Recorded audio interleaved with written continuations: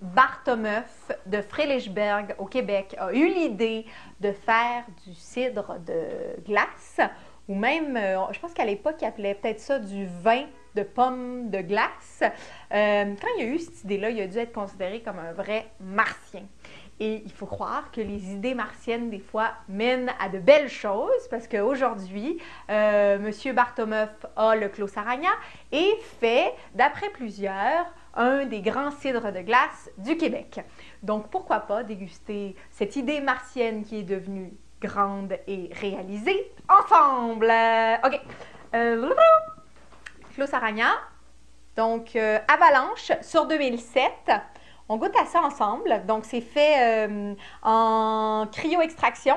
Cryo-extraction veut dire, donc, Monsieur Bartomeuf a développé une technique de cryo-extraction, donc le fruit gèle sur l'arbre. Donc, il a fait plein de recherches pour trouver les pommes qui, après les gelées, restent sur l'arbre, les pommes aussi qui sont résistantes aux maladies, tout ça, parce qu'il travaille en bio dans ses pommes, dans son verger, et donc, etc., etc. Il a dû tout replanter un verger pour finir par en arriver ici. Donc voilà, je n'ai jamais goûté à ça. Ça fait longtemps que j'ai vraiment envie de goûter. Donc, je suis ravie de goûter ça avec vous sur Bu sur le web. OK, donc, goûtons.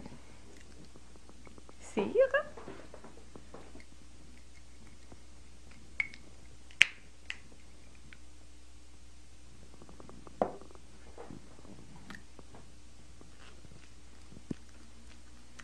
La dernière fois que j'ai goûté un cidre de glace à Bu sur le web, il y a eu tout un débat sur la cryo-extraction versus la cryo-concentration.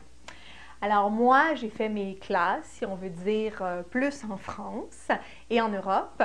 Et en Europe, on parle de cryo-extraction naturelle versus artificielle. Donc naturelle étant sur l'arbre et artificielle étant une fois que le fruit est cueilli.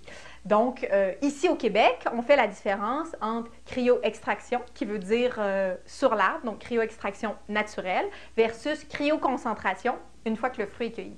Donc, voilà le petit débat qui a eu lieu. Mais bon, dans ce cas-ci, de toute façon, c'est de la cryo-extraction naturelle. Alors, on goûte. En plus, j'ai vu des photos, là, ça a l'air super beau. Les arbres avec toutes les pommes, le ciel bleu, la neige partout, plus de feuilles dans les arbres. C'est sublime comme image. Puis en fait, là, je me suis dit, bon, ben là, peut-être que l'année prochaine, le premier gel, j'y vais. Je m'en vais essayer de donner un coup de main ou du moins voir un peu comment ça se passe parce que c'est tellement près de chez nous. Donc, goûtons.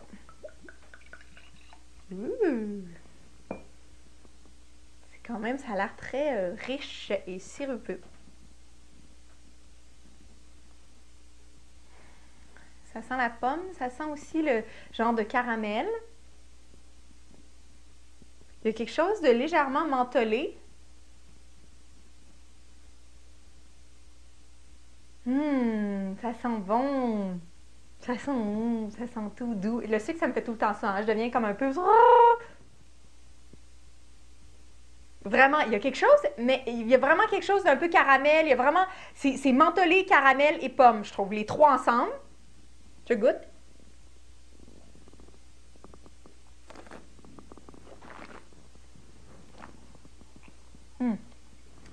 Très, très riche.